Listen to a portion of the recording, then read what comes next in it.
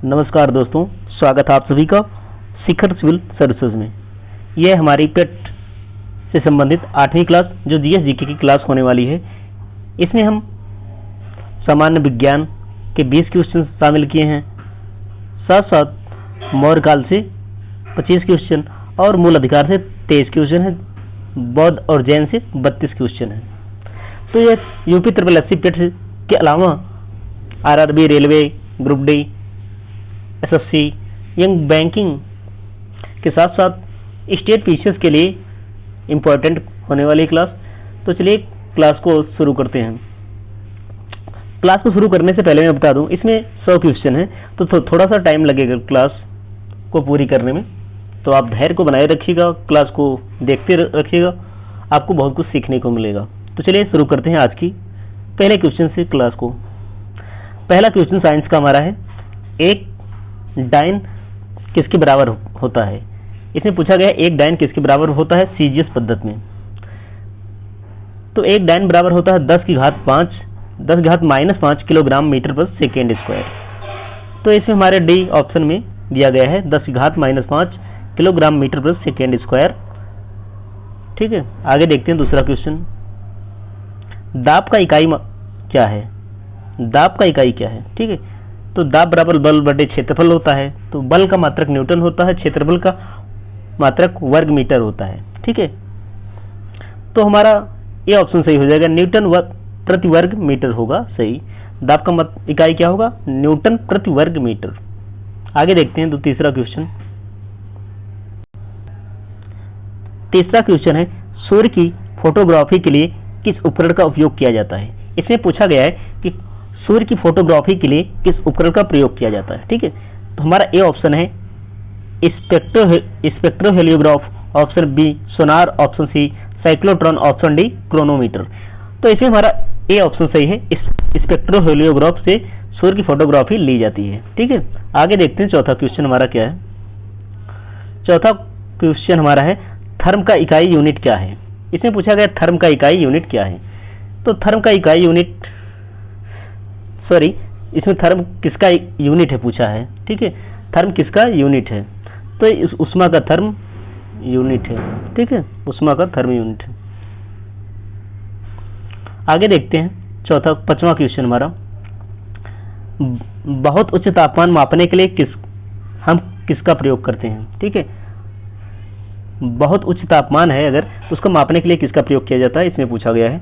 तो option A है mercury तापमापी, option B है प्लेटिनम प्रतिरोधी तापमापी, ऑप्शन सी है ताप विद्युत उत्तपमापी, डी है इनमें से कोई नहीं। तो इसमें हमारा सी ऑप्शन सही है, ताप विद्युत उत्तपमापी का प्रयोग होता है। इसे पायरोमीटर भी बोलते हैं। इसे क्या बोलते हैं, पायरोमीटर भी बोलते हैं। ठीक है, आगे देखते हैं छठा क्वेश्चन। एक्स किरणों के तरंग दैर्घ्य को मापने के लिए कौन से उपकरण का उपयोग किया जाता है। इसमें पूछा गया कि एक्स किरणों को तरंग दैर्घ्य को मापने के लिए किस उपकरण का प्रयोग किया जाता है। ऑप्शन ए बैग स्पेक्ट्रोमापी, ऑप्शन बी द्रव्यमान स्पेक्ट्रोमापी, option C GM counter, option D cyclotron. तो इसमें हमारा ए ऑप्शन सही है, बैग स्पेक्ट्रोमापी से एक्स किरणों की तरंग दैर्घ्य को मापा जाता है। ठीक है, किससे, बैग स्पेक्ट्रोमापी से एक्स किरणों के तरंग दैर्घ्य को मापा जाता है। अगला क्वेश्चन देखते हैं, सातवां क्वेश्चन। सातवां हमारा क्वेश्चन है, हर्ट्ज क्या मापने की यूनिट है। इसमें पूछा गया कि हर्ट्ज क्या मापने की यूनिट है। ठीक है, ऑप्शन ए तरंगों की आवृत्ति, ऑप्शन बी तरंग दैर्घ्य, ऑप्शन सी तरंगों की तीव्रता, ऑप्शन डी है तरंगों की अस्पष्टता। तो ऐसे हमारा ए ऑप्शन सही है, तरंगों की आवृत्ति मापने के लिए हर्ट्ज का प्रयोग किया जाता है। अब आठवां क्वेश्चन देखते हैं। आठवां क्वेश्चन हमारा है, उष्मा की इकाई निम्नलिखित में से कौन नहीं है। इसमें पूछा गया नहीं है। ठीक है, तो ऑप्शन हमारा पहला centigrade, option B calorie, option C है अर्ग, ऑप्शन डी है जूल। तो इसमें हमारा ए ऑप्शन सही है, सेंटीग्रेड उष्मा की इकाई नहीं बल्कि सबकी कैलोरी, अर्ग और जूल की उष्मा की इकाई है। ये हमारा तापमान से सेंटीमीटर से सेंटीग्रेड से हम तापमान को मापते हैं। ठीक है, आगे देखते हैं अगला क्वेश्चन, 9वां क्वेश्चन। एक्सरे की खोज किसने की थी? इसमें पूछा गया एक्सरे की खोज किसने की थी। ठीक है, option A Becquerel, option B Roentgen, option C Marie Curie, option D वान लू।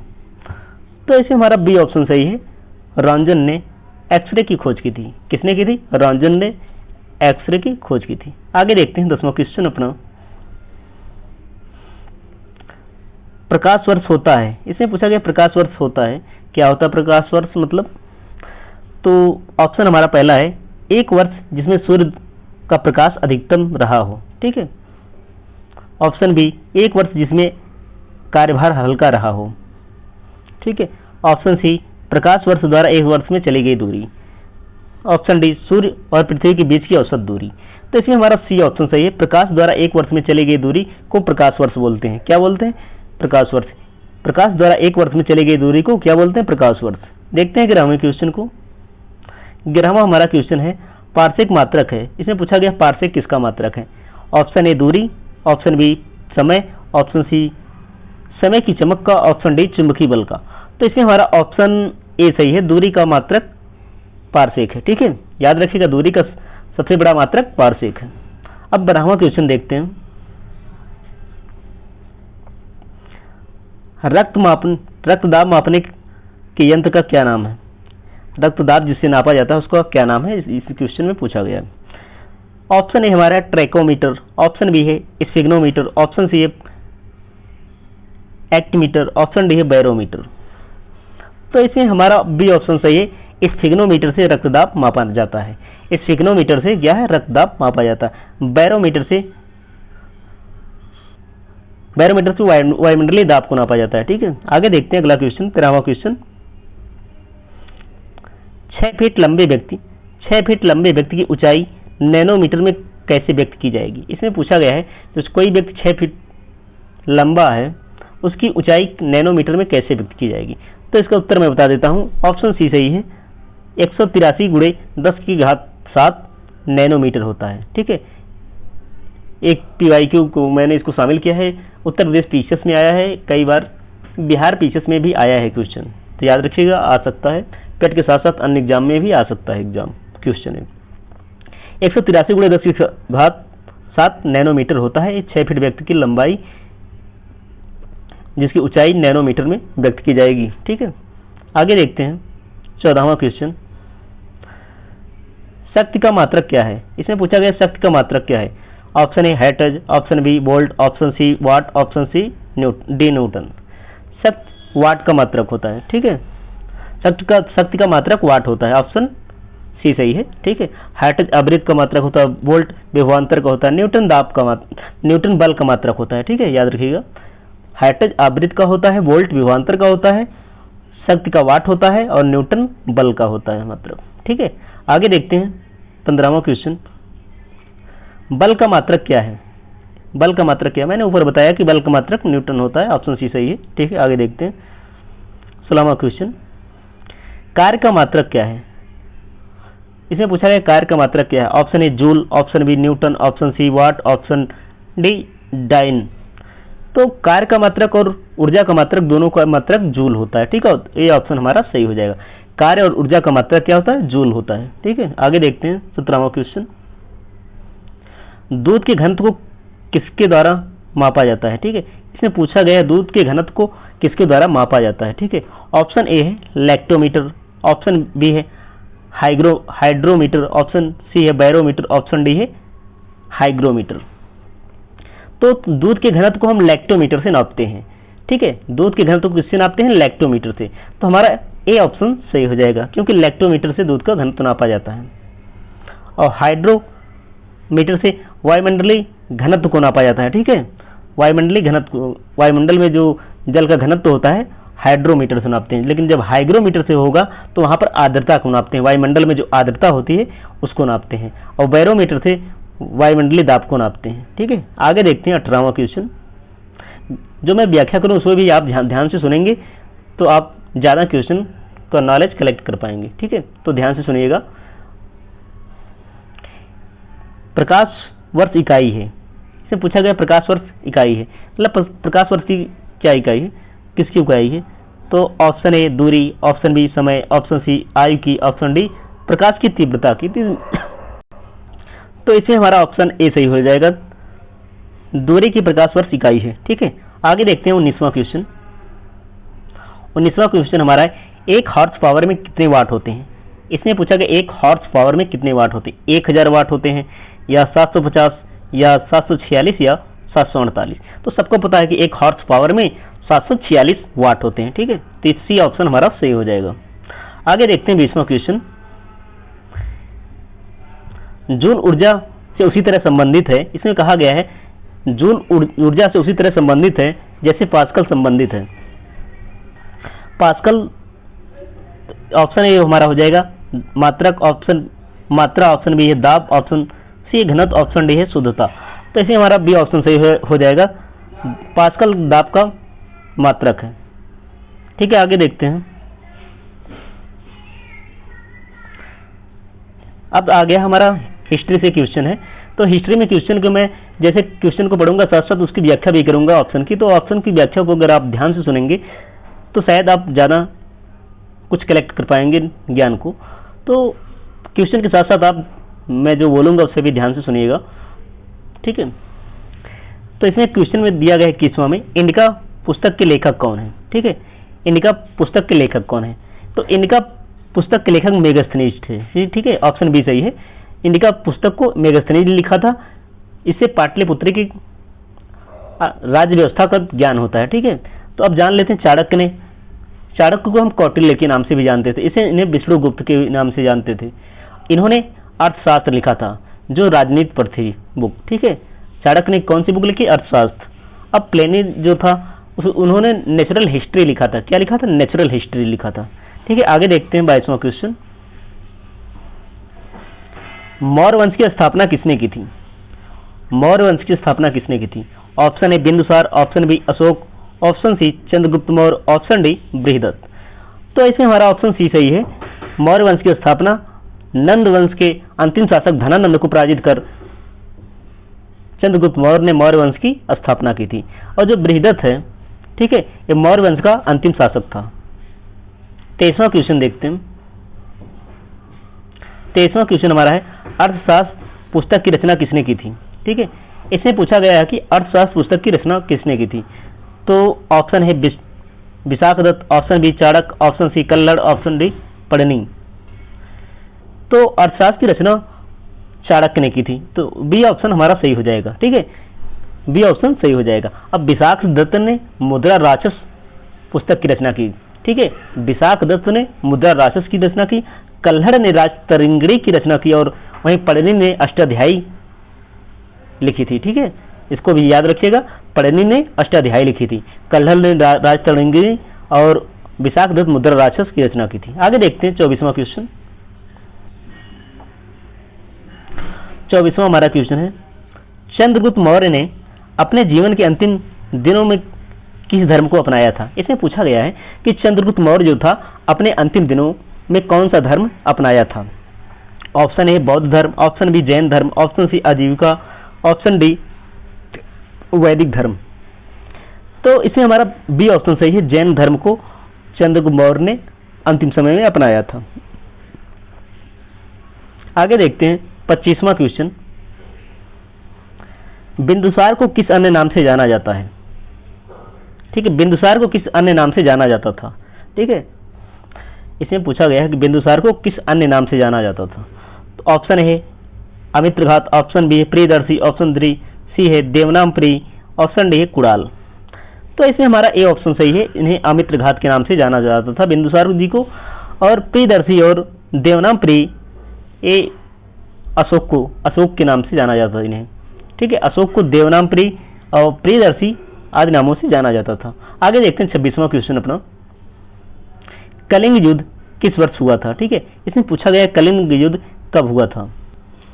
ऑप्शन ए है 322 ईसा पूर्व, ऑप्शन बी है 298 ईसा पूर्व, ऑप्शन सी है 261 ईसा पूर्व, ऑप्शन डी है 232 ईसा पूर्व। तो इसमें हमारा सी ऑप्शन सही है, 261 ईसा पूर्व में चंद्रगुप्त नहीं बल्कि अशोक ने कलिंग युद्ध लड़ा था। 261 ईसा पूर्व में अशोक ने कलिंग युद्ध लड़ा था। ठीक है, आगे देखते हैं 27वां क्वेश्चन। अशोक के अधिकांश अभिलेख किस लिपि में लिखे गए हैं? इसमें पूछा गया कि अशोक के अधिकांश जो अभिलेख हैं किस लिपि में लिखे गए हैं। ठीक है, मतलब सबसे अधिक जो अभिलेख हैं किस लिपि में लिखे गए हैं। Option A Kharosthi, option B Brahmi, option C Yunani, option D अरमेइक। तो इसमें हमारा बी ऑप्शन सही है।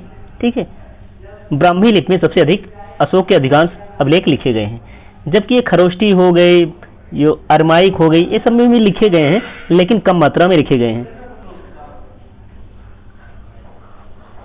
मानसेहरा और हजारा जो पाकिस्तान में 2 अभिलेख हैं वो खरोष्टी लिपि में लिखे गए हैं। ठीक है, याद रखिएगा कौन कौन से, मानसेहरा और हजारा।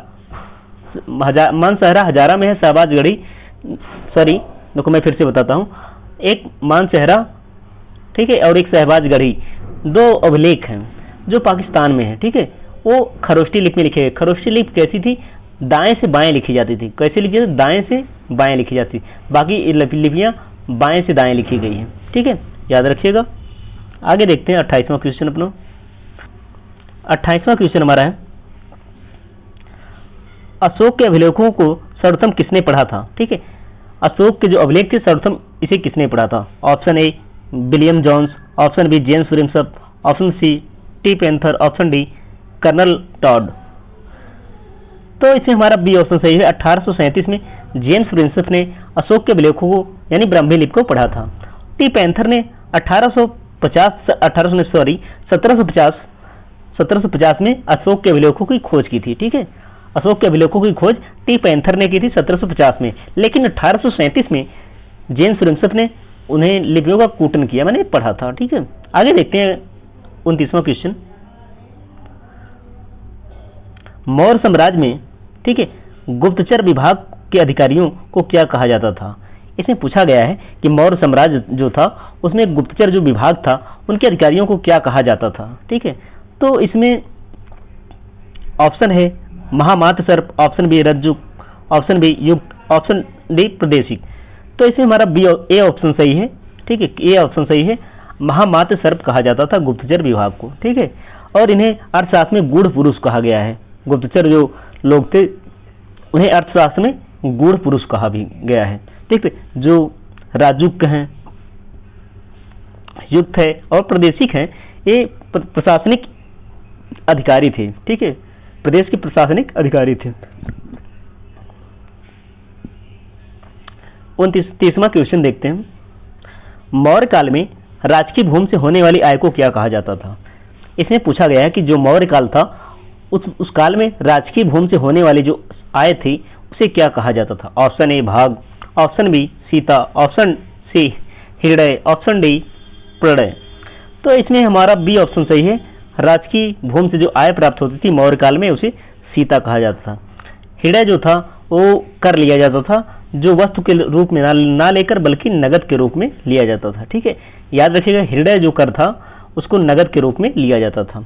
पीसीएस में आ चुका है तो आप याद रखिएगा, फिर भी आ सकता है, क्योंकि जो एक बार आ जाता था वो इम्पोर्टेंट हो जाता है। अन्य एग्जाम भी आते हैं उसी वो क्वेश्चन रिपीट होते हैं।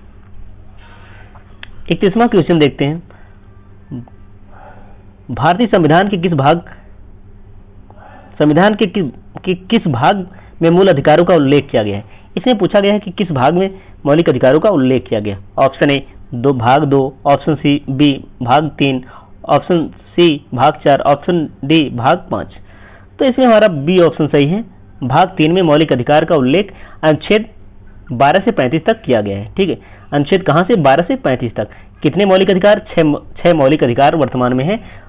प्रारंभ में 7 मौलिक अधिकार थे, लेकिन संपत्ति का अधिकार 44वां संविधान संशोधन 1978 के द्वारा इसे समाप्त कर दिया जाता है। ठीक है, याद रखिएगा, इस टाइम 6 मौलिक अधिकार हैं।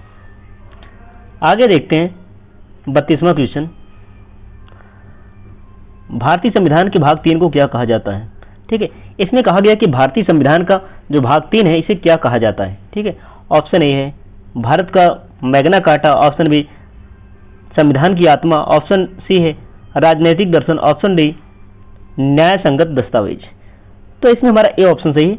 भारत का मैग्ना कार्टा भाग 3 यानी मौलिक अधिकार को कहा जाता है। ठीक है, संविधान की आत्मा प्रस्तावना को बोला जाता है। ठीक है, लेकिन अगर पूछा जाएगा किस अनुच्छेद को बोला जाता था, 332 को बी आर अम्बेडकर जी ने संवैधानिक उपचारों को अधिकार को संविधान का हृदय और आत्मा बोला है। लेकिन अगर ओनली पूछता है कि संविधान का आत्मा, तो आप प्रस्तावना को चूज करेंगे। ठीक है, आर्टिकल पूछेगा तो 32 को। आगे देखते हैं 33वां क्वेश्चन, मूल अधिकारों से संबंधित अनुच्छेद की शुरुआत किस अनुच्छेद से होती है? Option A 10, option B 12, option C 14, option D 19। तो बी ऑप्शन सही है, 12 से 35 तक मौलिक अधिकारों का उल्लेख। आगे देखते हैं 34वां क्वेश्चन। 34वां क्वेश्चन हमारा है, कौन सा अनुच्छेद न्यायपालिका को न्यायिक पुनरावलोकन की शक्ति प्रदान करता है? इसमें पूछा गया कि कौन सा अनुच्छेद है जो न्यायपालिका को न्यायिक पुनरावलोकन की शक्ति प्रदान करता है? अनुच्छेद 12, अनुच्छेद 13, अनुच्छेद 14, अनुच्छेद 21। तो इसमें हमारा बी ऑप्शन सही है, अनुच्छेद 13 न्यायपालिका को न्यायिक पुनरावलोकन की शक्ति प्रदान करता है। ठीक है, 12 में राज्य की परिभाषा दी गई है, 14 में समता का अधिकार दिया गया है और 21 में क्या है, प्राण एवं दैहिक स्वतंत्रता का अधिकार है। ठीक है, आगे देखते हैं 35वां क्वेश्चन, विधि की समझ समानता।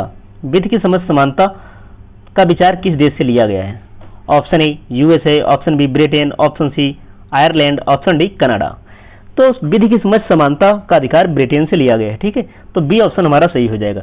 विधि की समझ समानता का अधिकार कहां से लिया गया है? ब्रिटेन से।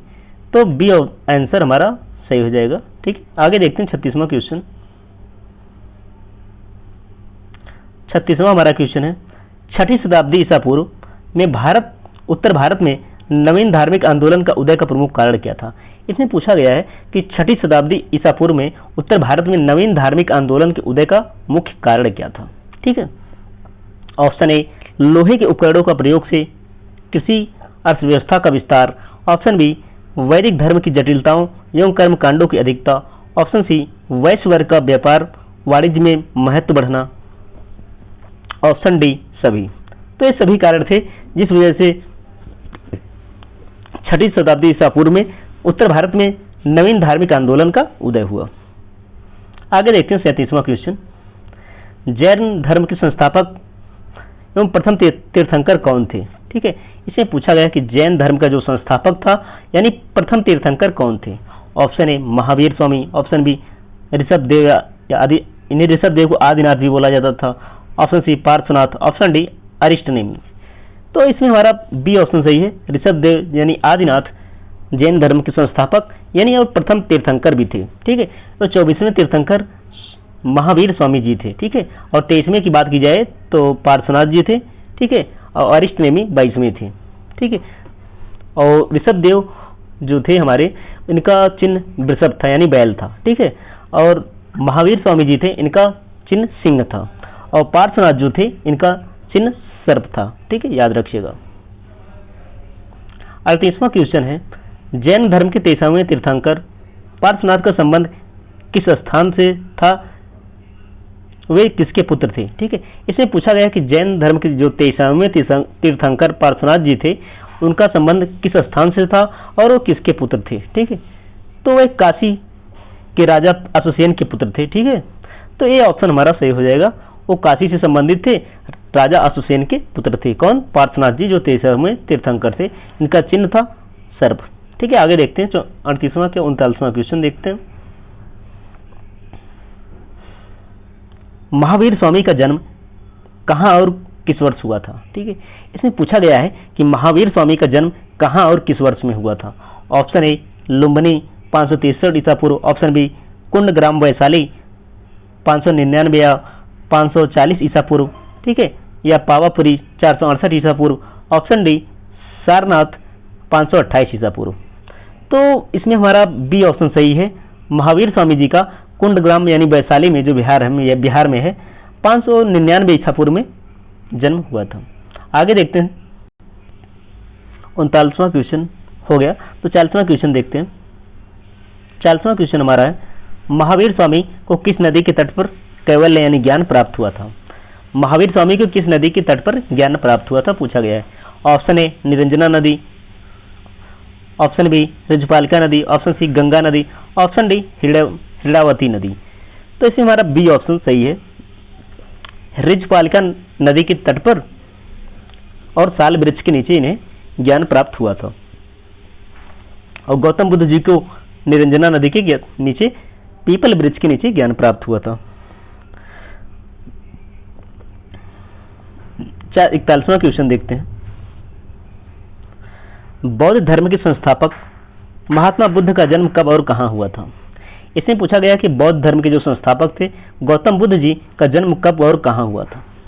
ऑप्शन ए है 563 ईसा पूर्व लुम्बिनी नेपाल, ठीक है, या 540 ईसा पूर्व कुंडग्राम, या 483 ईसा पूर्व कुशीनगर, या 528 ईसा पूर्व सारनाथ। तो इसमें हमारा ए ऑप्शन सही है। 563 ईसा पूर्व लुम्बिनी यानी वर्तमान में नेपाल में है, ठीक है, वहां पर इनका जन्म हुआ था। और 483 ईसा पूर्व में कुशीनगर में इनकी मृत्यु हुई थी, ठीक है। कुशीनगर कहाँ? उत्तर प्रदेश में है। आगे देखते हैं 42वां क्वेश्चन। महात्मा बुद्ध द्वारा गृह त्याग की घटना को बौद्ध ग्रंथों में क्या कहा गया है? इसमें पूछा गया है कि जो महात्मा बुद्ध ने अपने घर को त्यागा था, ठीक है, तो उन्हें क्या बोला गया, मतलब उसको क्या बोला गया था? ऑप्शन ए धर्म चक्र प्रवर्तन, ऑप्शन बी महापरिनिर्वाण, ऑप्शन डी महाभिनिष्क्रमण, ऑप्शन डी संबोधि। तो इसमें हमारा सी ऑप्शन सही है। जो अब घर से निकले थे तो इसे महानिष्क्रमण बोला गया था, ठीक है। जब इन्होंने पहला उपदेश दिया था सारनाथ में, उसमें धर्म चक्र प्रवर्तन बोला गया। जब इनकी मृत्यु हुई थी कुशीनगर के मल्ल में, तो इसे महापरिनिर्वाण बोला गया, ठीक है, याद रखिएगा। और ये 29 वर्ष में घर से बाहर निकले थे, ठीक है, और 6 वर्ष बाद यानी 35 वर्ष में इन्हें ज्ञान प्राप्त हुआ था। कहाँ? निरंजना नदी के तट पर पीपल वृक्ष के नीचे, ठीक है, याद रखिएगा। कहाँ पे? बोध गया, ठीक है। आगे देखते हैं 43वां क्वेश्चन। महात्मा बुद्ध ने अपना प्रथम उपदेश धर्मचक्र प्रवर्तन कहाँ दिया था? तो मैंने ऊपर बताया ना कि सारनाथ में इन्होंने ऋषिपत्तनम में पहला अपना धर्म उपदेश दिया था, ठीक है। सबसे अधिक उपदेश श्रावस्ती में इन्होंने दिया था। कुशीनगर में इनकी मृत्यु हुई और बोध गया में इन्हें ज्ञान प्राप्त हुआ था। अगला क्वेश्चन देखते हैं। 44वां क्वेश्चन हमारा क्या है? 44वां क्वेश्चन है बौद्ध धर्म के त्रिरत्न निम्नलिखित में से कौन से हैं? ठीक है, इसमें पूछा गया कि बौद्ध धर्म के जो त्रिरत्न हैं कौन से हैं। ऑप्शन ए है बुद्ध धर्म और संघ, ठीक है। ऑप्शन बी है सत्य अहिंसा और ब्रह्मचर्य। ऑप्शन डी है दर्शन ज्ञान और आचरण। ऑप्शन डी है दुख समुदाय और निरोध। तो बौद्ध धर्म के त्रिरत्न बुद्ध धम्म और संघ है, तो ये ऑप्शन हमारा सही हो जाएगा, ठीक है। आगे देखते हैं 45वां क्वेश्चन। महात्मा बुद्ध को महापरिनिर्वाण यानी मृत्यु किस वर्ष और कहां पर हुई थी? ठीक है। ऑप्शन ए है 483 ईसा पूर्व कुशीनगर। ऑप्शन बी 563 ईसा पूर्व लुम्बिनी। ऑप्शन सी है 468 ईसा पूर्व पावापुरी। ऑप्शन डी 444 ईसा पूर्व वैशाली। तो इनकी मृत्यु 483 ईसा पूर्व कुशीनगर में हुई थी, तो ए ऑप्शन हमारा सही हो जाएगा। कौन सा ऑप्शन सही हो जाएगा? ए ऑप्शन 483 ईसा पूर्व कुशीनगर में गौतम बुद्ध जी का महापरिनिर्वाण हुआ था। आगे देखते हैं 46वां क्वेश्चन। प्रथम बौद्ध संगीत का आयोजन कहाँ और किसके शासनकाल में हुआ था? ठीक है, प्रथम बौद्ध संगीत का आयोजन कहाँ और किसके शासनकाल में हुआ था?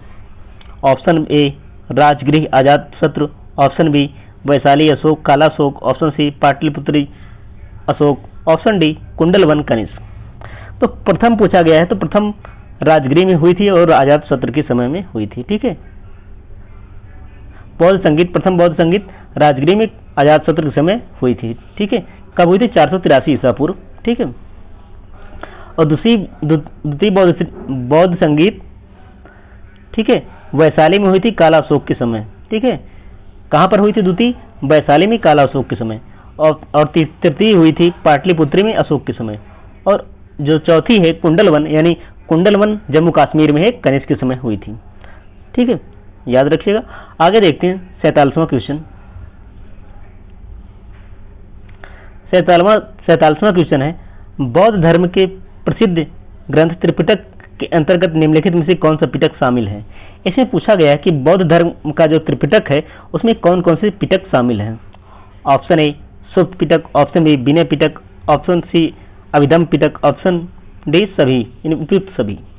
तो त्रिपिटक में तीनों शामिल हैं, सुप्त पिटक, विनय पिटक और अभिधम पिटक। तो इस प्रकार हमारा डी ऑप्शन सही हो जाएगा। सुप्त पिटक को आनंद ने लिखा था और विनय पिटक को उपाली ने लिखा था, ठीक है, और अभिधम पिटक को मोगली तुत्स ने लिखा था। कौन लिखा था? मोगली तुत्स ने। एक बार मैं फिर से मैं बताता हूँ, आप याद रखिएगा, कई बार एग्जाम में आ चुका है कि कौन किसको लिखा था, ठीक है। सुप्त पिटक को आनंद ने लिखा था, ठीक है, और विनय पिटक को उपाली ने लिखा था और अभिधम पिटक को मोगली तुत्स ने लिखा था, ठीक है। इस प्रकार हमारा डी ऑप्शन सही है। चौथी बौद्ध संगीत का आयोजन कहाँ और किसके शासनकाल में हुआ था, ठीक है। इसमें पूछा गया चौथी बौद्ध संगीत का आयोजन कहाँ और किसके काल में हुआ था। Option A Kundalvan Kashmir Kanishka, option B Pataliputra Ashoka, option C Vaishali Kalashoka, option D Rajgiri Ajatashatru. तो चतुर्थ है, तो चतुर्थ वाली कुंडलवन यानी जम्मू कश्मीर में हुई थी कनिष्क के समय में, ठीक है। आगे देखते हैं अगला क्वेश्चन। 49वां क्वेश्चन है, महात्मा बुद्ध ने अपने जीवन के सर्वाधिक उपदेश किस राज्य की राजधानी में दिए थे, ठीक है। Option A Magadh, option B Kaushal Shravasti, option C Vajra, option D अंग। तो श्रावस्ती में गौतम बुद्ध जी ने सबसे अधिक उपदेश दिया था। इस प्रकार हमारा बी ऑप्शन सही हो जाएगा। कौन सा ऑप्शन? बी ऑप्शन सही होगा, श्रावस्ती। आगे देखते हैं 50वां क्वेश्चन। बौद्ध संघ में प्रवेश करने वाली पहली महिला कौन थी, ठीक है। इसमें पूछा गया कि बौद्ध संघ जो था उसमें प्रवेश करने वाली पहली महिला कौन थी। Option A Yashodhara, option B Prajapati Gautami, option C Amrapali, option D Trishala. तो इसमें हमारा बी ऑप्शन सही है, प्रजापति गौतमी बौद्ध संघ में प्रवेश होने वाली पहली महिला थी, ठीक है। अपने शिष्य आनंद के कहने पर इन्होंने वैशाली में महिलाओं को प्रवेश की अनुमति दी थी, ठीक है। प्रजापति गौतमी गौतम बुद्ध की मौसी भी थी, ठीक है। आगे देखते हैं अगला क्वेश्चन 51।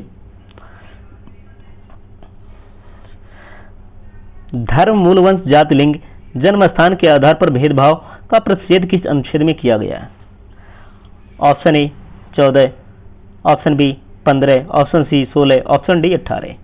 तो इसमें हमारा बी ऑप्शन सही है। 15 में धर्म, मूल वंश, जाति, लिंग और जन्म स्थान के आधार पर भेदभाव को मना किया गया है, ठीक है।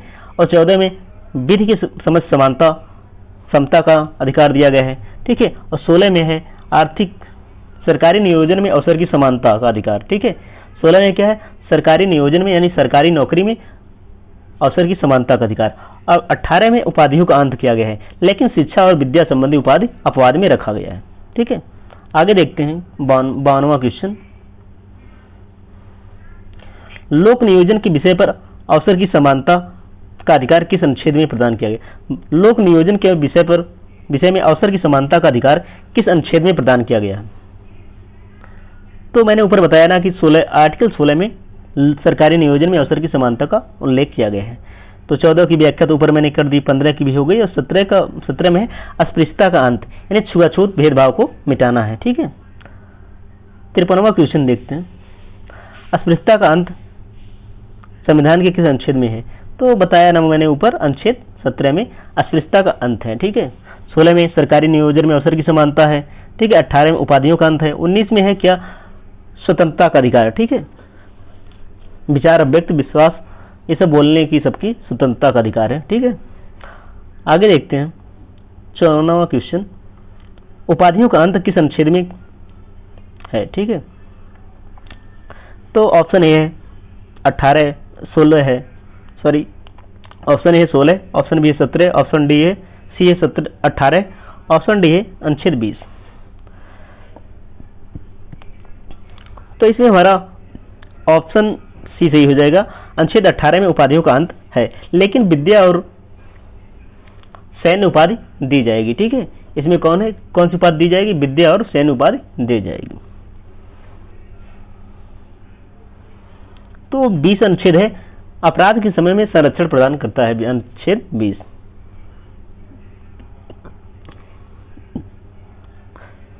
55वां क्वेश्चन देखते हैं, 55 क्वेश्चन। भारतीय संविधान के किस अनुच्छेद के अंतर्गत प्रेस की स्वतंत्रता निहित है? ठीक है, इसमें पूछा गया है भारतीय संविधान के किस अनुच्छेद के अंतर्गत प्रेस की स्वतंत्रता निहित है? अनुच्छेद 14, अनुच्छेद 19 एक क्लाज सब क्लाज का, अनुच्छेद 21, अनुच्छेद 22। तो इसमें प्रेस की स्वतंत्रता का अधिकार अनुच्छेद 19 एक का में विचार अभिव्यक्ति की स्वतंत्रता के अधिकार में दिया गया है। ठीक है, ऑप्शन बी हमारा सही हो जाएगा। 56वां क्वेश्चन देखते हैं। मूल संविधान में अनुच्छेद 19 के तहत कुल कितने प्रकार की स्वतंत्रताएं दी गई हैं? ठीक है, मूल संविधान जो है अनुच्छेद 19 के तहत कितने प्रकार की स्वतंत्रताएं दी गई हैं? तो ऑप्शन ए है 5 प्रकार, ऑप्शन बी 6, ऑप्शन सी है 7, ऑप्शन डी है 8। तो इसमें हमारा बी ऑप्शन सही है, 6 प्रकार की स्वतंत्रताएं दी गई, लेकिन मूलतः 7 प्रकार की स्वतंत्रताएं दी गई थी। एक संपत्ति का अधिकार भी दिया गया था, जिसे 44वां संविधान संशोधन 1978 के द्वारा इसे वैधानिक अधिकार, कानूनी अधिकार बना दिया गया। ठीक है, आगे देखते हैं 57वां क्वेश्चन। अपराधों के लिए दोष सिद्ध के संबंध में, ठीक है, अपराधों के लिए दोष सिद्ध के संबंध में संरक्षण किस अनुच्छेद में प्रदान किया गया है? ठीक है, ऑप्शन ए 19, अनुच्छेद 19, ऑप्शन बी 20, अनुच्छेद 21, अनुच्छेद 22। तो इसमें हमारा ऑप्शन डी सही है, अनुच्छेद 22 में दोष सिद्ध के संबंध में, नहीं सॉरी 22 नहीं बल्कि हमारा अनुच्छेद बी सही है, अनुच्छेद बी सही है कि दोष सिद्ध में संरक्षण प्रदान किया गया है। ठीक है, अपराधी को। आगे देखते हैं 58वां क्वेश्चन। प्राण एवं दैहिक स्वतंत्रता का संरक्षण भारतीय संविधान के किस अनुच्छेद में वर्णित है? इसमें पूछा गया है कि प्राण एवं दैहिक स्वतंत्रता का अधिकार जो है, संरक्षण है, किस अनुच्छेद के तहत वर्णित किया गया है? अनुच्छेद 19, अनुच्छेद 20, अनुच्छेद 21, अनुच्छेद 22। तो प्राण एवं दैहिक स्वतंत्रता अनुच्छेद 21 के अंतर्गत वर्णित है। तो इस प्रकार हमारा सी ऑप्शन सही हो जाएगा। ठीक है, और आगे देखते हैं अगला क्वेश्चन। शिक्षा का अधिकार 49वां है, 49वां नहीं बल्कि 59वां क्वेश्चन है। शिक्षा का अधिकार किस संविधान के संशोधन के द्वारा अनुच्छेद 21 का में जोड़ा गया है? ठीक है, इसमें पूछा गया है कि अनुच्छेद 21 का कब जोड़ा गया था, किस संविधान संशोधन के द्वारा? ऑप्शन ए 42वां संविधान संशोधन, ऑप्शन बी 44वां संविधान संशोधन, ऑप्शन सी 86वां संविधान संशोधन 2002, ऑप्शन डी 91 संविधान संशोधन। तो इसमें हमारा सी ऑप्शन सही है, 86वां संविधान संशोधन 2002 के द्वारा अनुच्छेद 21 का जोड़ा गया, जो शिक्षा का अधिकार देता है, राइट टू एजुकेशन। ठीक है, आगे देखते हैं 60वां क्वेश्चन। मौर्य साम्राज्य का अंतिम शासक कौन था? ठीक है, इसमें पूछा गया कि मौर्य जो साम्राज्य था उसका अंतिम शासक कौन था? पहला शासक तो चंद्रगुप्त मौर्य था। ठीक है, लेकिन अंतिम कौन था? Option A Ashoka, option B Dasharatha, option C Brihadatta, option D Kunal. तो मौर्य वंश का अंतिम शासक बृहदत्त था। ठीक है, आगे देखते हैं 61वां क्वेश्चन। कौटिल्य के अर्थशास्त्र में राज्य के कितने अंगों यानी सप्तांगों का उल्लेख किया गया है?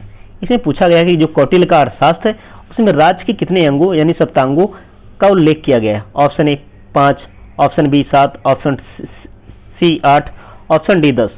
तो इसमें 7 सप्तांगों का उल्लेख किया गया है। ठीक है, व्याख्या में देख लेते हैं कौन कौन से सप्तांग थे। ठीक है, एक तो राजा था, ठीक, एक फिर आमत, फिर जनपद, दुर्ग, कोष, दंड और मित्र। ठीक है, ये 7 प्रकार के सप्तांग थे। कौन कौन? राजा, आमत, जनपद, दुर्ग, कोष, दंड और मित्र। ठीक है, आगे देखते हैं अगला क्वेश्चन। अशोक को बौद्ध धर्म की शिक्षा किसने दी थी? इसमें पूछा गया है कि बौद्ध धर्म की शिक्षा अशोक को किसने दी थी? ठीक है, option A Upagupta, option B Moggali तुर्तिस, option C Bhadrabahu, option D Chanakya. तो इसमें हमारा ए ऑप्शन सही है, उपगुप्त ने अशोक को बौद्ध शिक्षा दी थी, बौद्ध धर्म की शिक्षा दी थी। ठीक है, उपगुप्त ने अशोक को बौद्ध धर्म की शिक्षा दी थी। और भद्रबाहु ने, जो सी ऑप्शन में दिया, भद्रबाहु ने चंद्रगुप्त मौर्य को दी थी जैन धर्म की शिक्षा। ठीक है, आगे देखते हैं 63वां क्वेश्चन, मौर्य काल में तांबे के सिक्कों को क्या कहा जाता था। ठीक है, इसमें पूछा गया कि मौर्य काल जो था उसमें तांबे के सिक्कों को क्या कहा जाता था। ऑप्शन ए पड़, ऑप्शन बी सुवर्ण, ऑप्शन सी मासक, ऑप्शन डी निष्क। तो इसमें हमारा सी ऑप्शन सही है, तांबे के सिक्कों को मासक कहा जाता था। ठीक है, पड़ चांदी के सिक्के होते थे। ठीक है, आगे देखते हैं 64वां क्वेश्चन, मौर्य प्रशासन में राजस्व विभाग का प्रधान क्या कहलाता था। मौर्य जो प्रशासन था उसमें राजस्व विभाग का प्रधान क्या कहलाता था।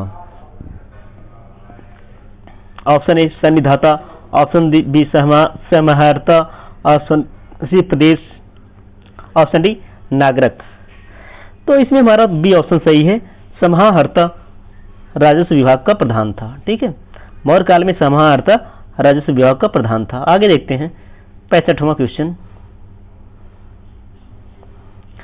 जूनागढ़ यानी गिरनार अभिलेख निम्नलिखित में से किससे संबंधित है। इसमें पूछा गया है कि जूनागढ़ जो गिरनार अभिलेख है किससे संबंधित है। ऑप्शन ए महाक्षत्रप Rudradaman, option B Samudragupta, option C Kharavela, option D Pulakeshin द्वितीय। तो इसमें हमारा ए ऑप्शन सही है, महाक्षत्रप रुद्रामन गिरनार यानी जूनागढ़ अभिलेख से संबंधित है। ठीक है, याद रखिएगा। आगे देखते हैं 66वां क्वेश्चन, मेगास्थनीज के अनुसार भारतीय समाज कितने जातियों में विभाजित था।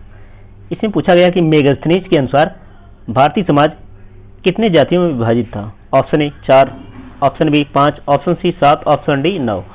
तो इसमें हमारा बी नहीं बल्कि हमारा सी ऑप्शन सही है, 7 जातियों में विभाजित था। कितना? 7 जातियों में। देख लेते हैं कौन कौन सी जातियां थी उस टाइम। दार्शनिक, किसान, अहिर, कारीगर, सैनिक, निरीक्षक और सभासद थे। कौन कौन से? दार्शनिक, किसान, अहिर, कारीगर, सैनिक, निरीक्षक और सभासद थे। आगे देखते हैं 67वां क्वेश्चन, अशोक के किस अभिलेख में कलिंग युद्ध का वर्णन मिलता है।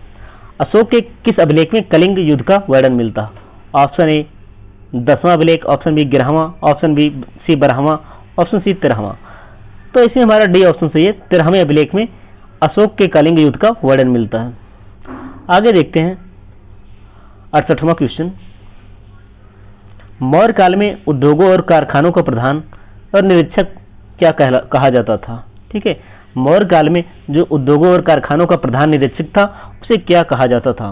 ऑप्शन ए है कारमंत्रिक, ऑप्शन बी है लक्षणाध्यक्ष, ऑप्शन सी है सुराध्यक्ष, ऑप्शन डी है पर्याध्यक्ष। तो मौर्य काल में जो उद्योग और कारखानों का प्रबंधन करता था, निरीक्षक करता था, उसे कारमांतिक कहा जाता था, यानी ए ऑप्शन सही है। ठीक है, कौन सा ऑप्शन सही है? ए कारमांतिक। 69वां क्वेश्चन देखते हैं, तृतीय बौद्ध संगीत का आयोजन किसके शासन काल में हुआ था। इसमें पूछा गया तृतीय जो बौद्ध संगीत थी उसका आयोजन किसके काल में हुआ था।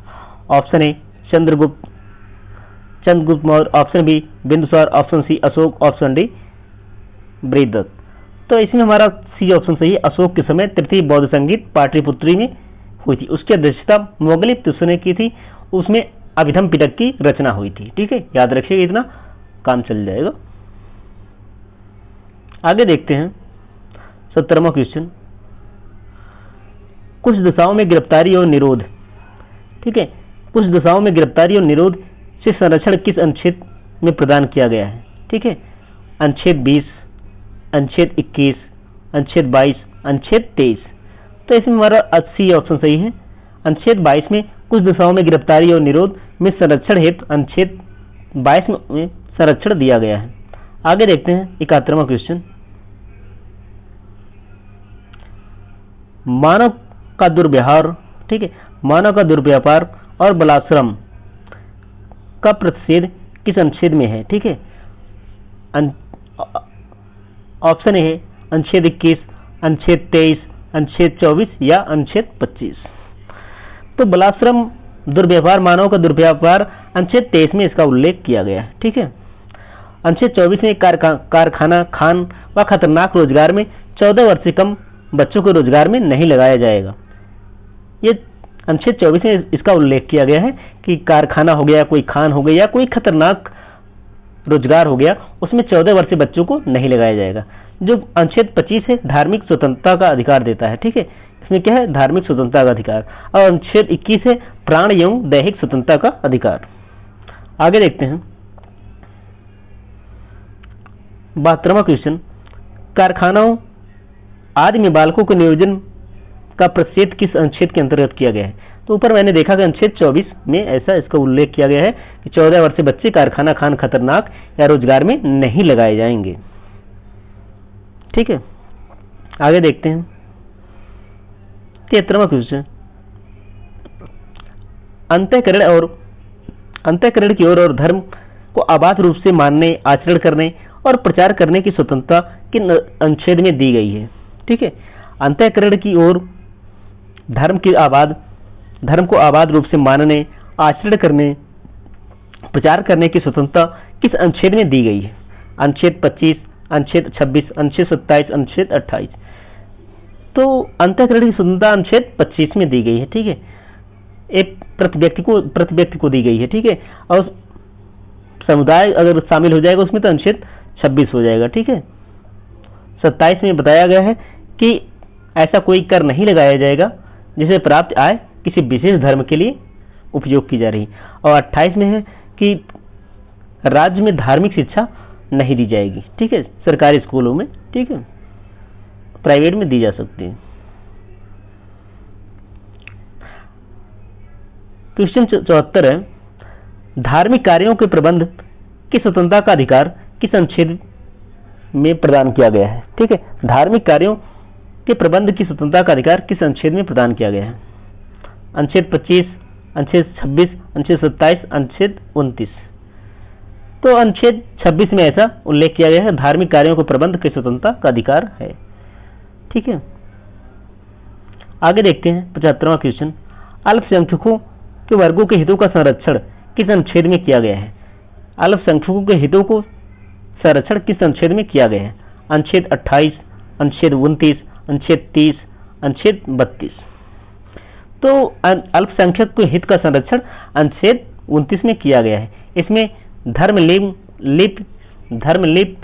आदि के संरक्षण का प्रावधान है। ठीक है, और अनुच्छेद 32 में संवैधानिक उपचारों का उल्लेख है।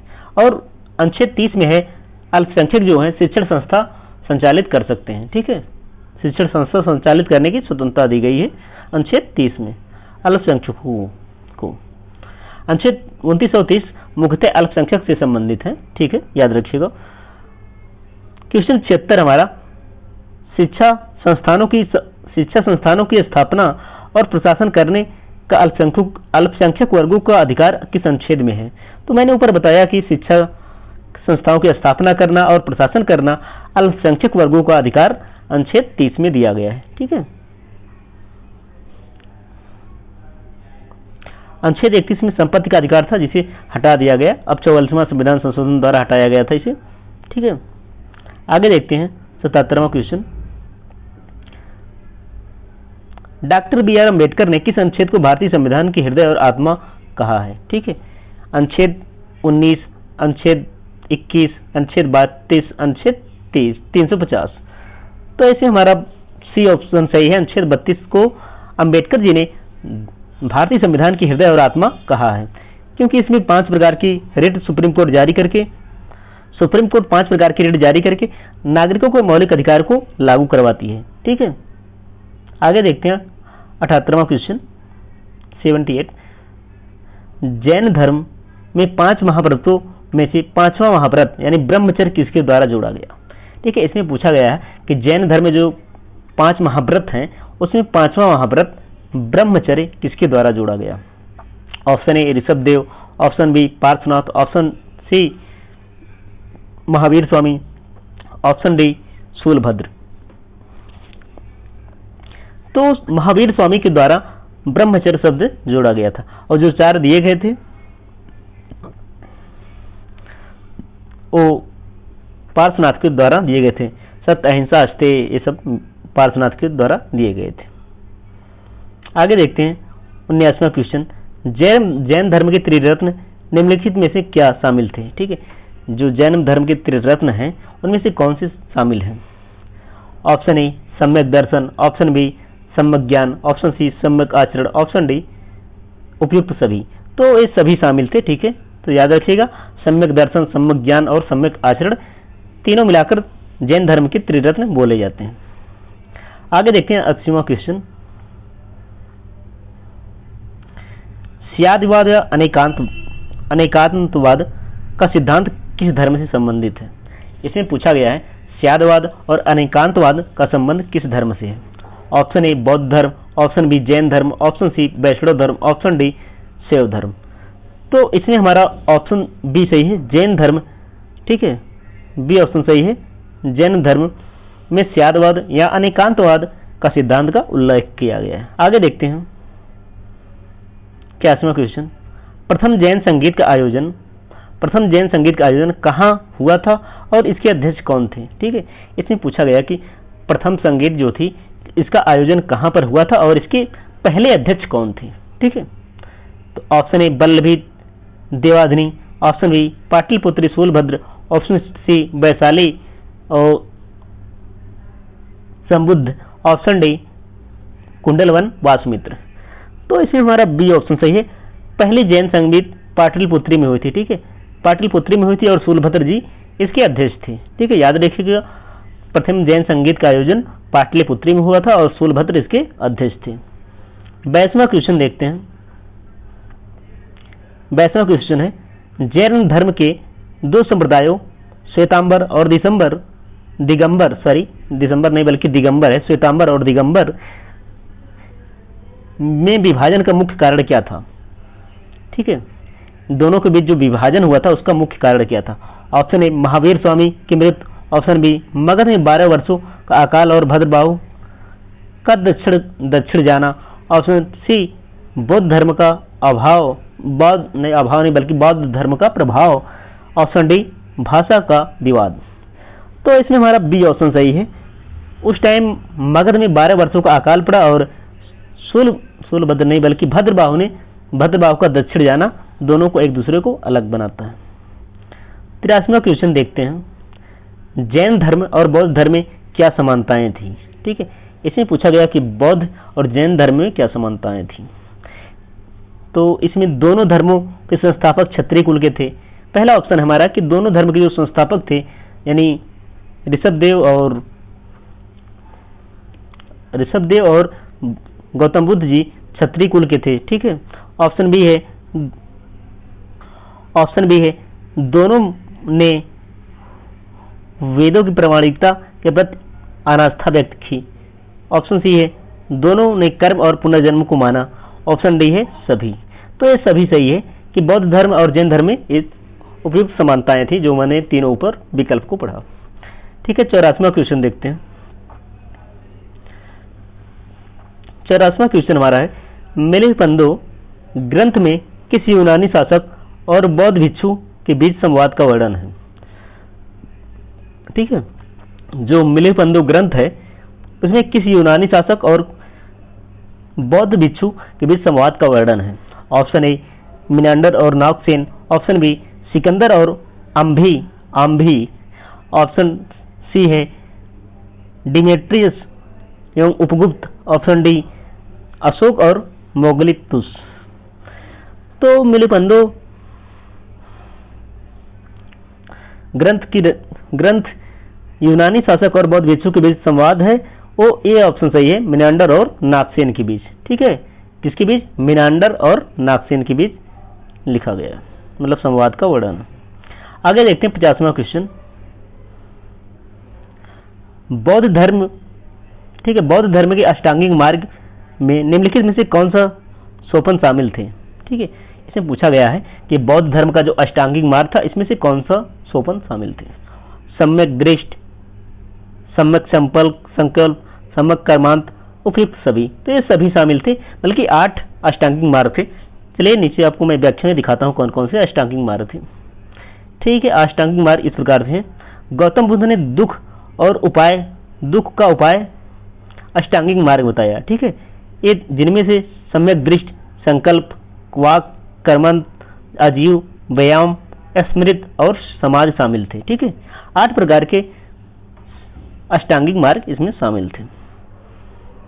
आगे देखते हैं 86वां क्वेश्चन, द्वितीय बौद्ध संगीत का आयोजन कहाँ हुआ था। इसमें पूछा गया है कि द्वितीय जो बौद्ध संगीत थी उसका आयोजन कहाँ हुआ था। पहला राजगिरी, दूसरा वैशाली, तीसरा पाटलिपुत्री, ऑप्शन डी कुंडलवन। तो ये चारों क्रम से दिया गया है, पहले, द्वितीय, तृतीय, चतुर्थ, एबीसीडी इसी प्रकार से दिया गया। तो हमारा द्वितीय पूछा गया तो बी ऑप्शन सही, वैशाली में हुई थी। किसके समय में? काला अशोक के समय में। ठीक है, याद रखिएगा, काला अशोक के समय द्वितीय बौद्ध संगीत का आयोजन हुआ था। 87वां क्वेश्चन देखते हैं, महावीर स्वामी के जीवन से जुड़े जन्म के समय उनका क्या प्रतीक था। ठीक है, महावीर स्वामी का जो जन्म हुआ था समय उनका क्या प्रतीक था जुड़े। सॉरी, इसमें क्वेश्चन थोड़ा सा गड़बड़ी हो गई है, महावीर स्वामी नहीं बल्कि इसमें जैन धर्म चाहिए था। सॉरी, इसको काटना पड़ेगा। मैं यहाँ से जैन धर्म से जुड़े जन्म, जो जैन तीर्थंकर थे उनसे जो जुड़े जन्म थे उनको क्या क्या बोला गया था, यह पूछा गया है। तो ऑप्शन ए है, ऋषभ देव को वृषभ के नाम से। ठीक है, ऑप्शन डी, महावीर स्वामी को सिंह के नाम से, और पार्श्वनाथ सर्प के नाम से उपयुक्त तो सभी। तो सभी सुमेलित है। एक क्वेश्चन में आ सकता है कि ऋषभ देव को वृषभ के नाम से जानते थे और मतलब उनका संकेत था, और महावीर स्वामी को सिंह का संकेत के नाम से जानते थे, और पार्श्वनाथ जी को सर्प के नाम से। ठीक है, आगे देखते हैं 88वां क्वेश्चन, गौतम बुद्ध के जीवन से संबंधित घटना ज्ञान प्राप्त का प्रतीक क्या था। ठीक है, इसमें पूछा गया है कि गौतम बुद्ध का जो जीवन था उससे संबंधित ज्ञान प्राप्त का क्या प्रतीक था। ऑप्शन ए कमल और साढ़, ऑप्शन बी घोड़ा, ऑप्शन सी पीपल यानी बोध वृक्ष, ऑप्शन डी स्तूप। तो ज्ञान प्राप्त पीपल के नीचे हुआ था तो पीपल ही था उनका, सी ऑप्शन सही है। ठीक है, कमल और साढ़ उनके जन्म से संबंधित प्रतीक था, और उनका गृह त्याग घोड़ा से संबंधित था, स्तूप उनके महानिर्माण, ठीक है, यानी मृत्यु जब हुई थी उससे संबंधित था। आगे देखते हैं 89वां क्वेश्चन। 89वां क्वेश्चन हमारा है, बौद्ध संघ में प्रवेश होने को क्या कहा जाता था। ठीक है, बौद्ध संघ में प्रवेश होने को क्या कहा जाता था। उपसंपदा, ऑप्शन बी प्रबंध्य, ऑप्शन सी पवार, ऑप्शन डी उपोषवद। तो उपसंपदा ऐसे बोला जाता था बौद्ध संघ में जो प्रवेश लेते थे। ठीक है, ये ऑप्शन हमारा सही हो जाएगा। शुरू में उन्हें उपसंपदा बोला जाता था। आगे देखते हैं 90 क्वेश्चन, जैन दर्शन में संथारा या संलेखना प्रथा क्या था। ठीक है, इसमें जैन जो दर्शन है उसमें संथारा या संलेखना क्या है। ठीक है, उपवास द्वारा प्राण त्याग की विधि, ऑप्शन बी है यज्ञ कराने की एक नियम, ऑप्शन सी है दान देने की परंपरा, ऑप्शन डी भिक्षुओं के लिए वस्त्र त्यागने का नियम। तो संथारा संलेखना क्या है, जैन धर्म में लोग भूख प्यास मतलब अपने को एकदम पूरा उपवास करके अपने शरीर को त्याग देते हैं। तो इस प्रकार हमारा ए ऑप्शन सही हो जाएगा। ठीक है, संथारा और संलेखना। आगे देखते हैं 91 क्वेश्चन, 91, मौर्य वंश का कौन शासक था, शासक जैन धर्म का अनुयायी था। इसमें पूछा गया मौर्य वंश का कौन शासक जैन धर्म का अनुयायी था। Option A Ashoka, option B Chandragupta Maurya, option B C Bindusara, option D Brihadatta. तो चंद्रगुप्त मौर्य ही जैन धर्म का अनुयायी था। ठीक है, जो भद्रभाव से शिक्षा लेकर दक्षिण श्रवण बेलगोला जाकर अपने आप को संथारा परंपरा से अपने प्राण को त्यागते हैं। ठीक है, अशोक तो बौद्ध संबंधित थे। ठीक है, आगे देखते हैं 92 क्वेश्चन, मौर्य प्रशासनिक व्यवस्था में प्रांतों को क्या कहा जाता था। मौर्य प्रशासनिक व्यवस्था में प्रांतों को क्या कहा जाता था। ऑप्शन ए चक्र, ऑप्शन बी आहार, ऑप्शन सी संग्रहण, ऑप्शन डी दोलनमुख। तो मौर्य प्रशासनिक व्यवस्था में प्रांतों को चक्र कहा जाता था। ठीक है, याद रखिएगा क्या कहा जाता था, चक्र। प्री में आ चुका है यूपी पीसीएस में, तो याद रखिएगा चक्र कहा जाता था इसे। आगे देखते हैं 93 क्वेश्चन, मौर्य काल में व्यवहारिक अधिकारी से क्या तात्पर्य था। ठीक है, इसमें पूछा गया कि मौर्य काल में व्यवहारिक अधिकारी से क्या तात्पर्य था। ऑप्शन ए दीवानी न्यायालय का बौद्ध न्यायाधीश, सॉरी बौद्ध नहीं बल्कि प्रमुख न्यायाधीश, दीवानी न्यायालय का प्रमुख न्यायाधीश, ऑप्शन बी फौजदारी न्यायालय का न्यायाधीश, ऑप्शन सी सेना का संचालक, ऑप्शन डी राजकीय कोषाध्यक्ष। तो व्यवहारिक दीवानी न्यायालय का मुख्य न्यायाधीश को बोला जाता था, यानी ए ऑप्शन सही है। और प्रदेष्टा जो था फौजदारी न्यायालय का न्यायाधीश को बोला जाता, प्रदेष्टा, ठीक है, याद रखिए प्रदेष्टा फौजदारी न्यायालय को बोला जाता था और व्यवहारिक दीवानी न्यायालय के न्यायाधीश को बोला जाता था। आगे देखते हैं 94 क्वेश्चन, जो कि हम 100वें क्वेश्चन की ओर बढ़ रहे हैं और हमारा 1 घंटा पूरा भी हो चुका है। कम समय में हमने बहुत क्वेश्चन को सॉल्व किया है, तो उम्मीद करता है आप भी क्लास को देखे होंगे कि कितने कम समय में हमने कितने क्वेश्चन को सॉल्व किया है और बहुत नॉलेज आपको मिला होगा क्वेश्चन के साथ साथ, क्योंकि आप ऑप्शन को भी अगर अच्छे से सुने होंगे तो क्वेश्चन से ज़्यादा ही नॉलेज मिला होगा। ठीक है, तो देखते हैं 94 क्वेश्चन। मौर्य प्रशासन में अंतपाल अधिकारी का क्या कार्य था? ठीक है, मौर्य जो प्रशासन था उसमें अंतपाल अधिकारी का क्या कार्य था? ऑप्शन ए नगर का प्रमुख अधिकारी, ऑप्शन बी सीमावर्ती दुर्गों का रक्षक, ऑप्शन सी राजमहल की देखरेख, ऑप्शन डी वन विभाग का प्रधान। तो बी ऑप्शन सही है, सीमावर्ती दुर्गों का संरक्षक मौर्य काल में अंतपाल अधिकारी का कार्य था। ठीक है, आगे देखते हैं 95 क्वेश्चन। 95 हमारा क्वेश्चन है, अशोक के किस अभिलेख में देवनाप्रीद उपाधि का उल्लेख किया गया है? ठीक है, भाब्रू में अशोक को सम्राट का उल्लेख किया गया है। ठीक है, मास्की में देवनाप्रिय लिखा गया है। ठीक है, तो बी ऑप्शन हमारा सही हो जाएगा। ठीक है, क्या है? और रुम्नदेही जो अभिलेख है एकमात्र संस्कृत में लिखा गया अभिलेख, सबसे छोटा अभिलेख है। ठीक है, इसे याद रखिएगा। कलसी अभिलेख है जो उड़ीसा में है। ठीक है, भाब्रू है राजस्थान में है, मास्की कर्नाटक में है, रुम्नदेही जो नेपाल में है। सॉरी, देवनाप्रिय मास्की में नहीं बल्कि भाब्रू में बोला गया है, जिसे सम्राट भी बोला गया है। ठीक है, सॉरी गलत हो गया हमारा क्वेश्चन। और इसमें ये ऑप्शन सही होगा, भाब्रू अभिलेख में अशोक को प्रियदर्शी देवनाप्रिय बोला गया है, सम्राट भी बोला गया है। ठीक है, आगे देखते हैं 96 क्वेश्चन। एक्स किरणों की खोज किसने की और कब की? इससे पूछा गया एक्स किरणों की खोज किसने की और कब की?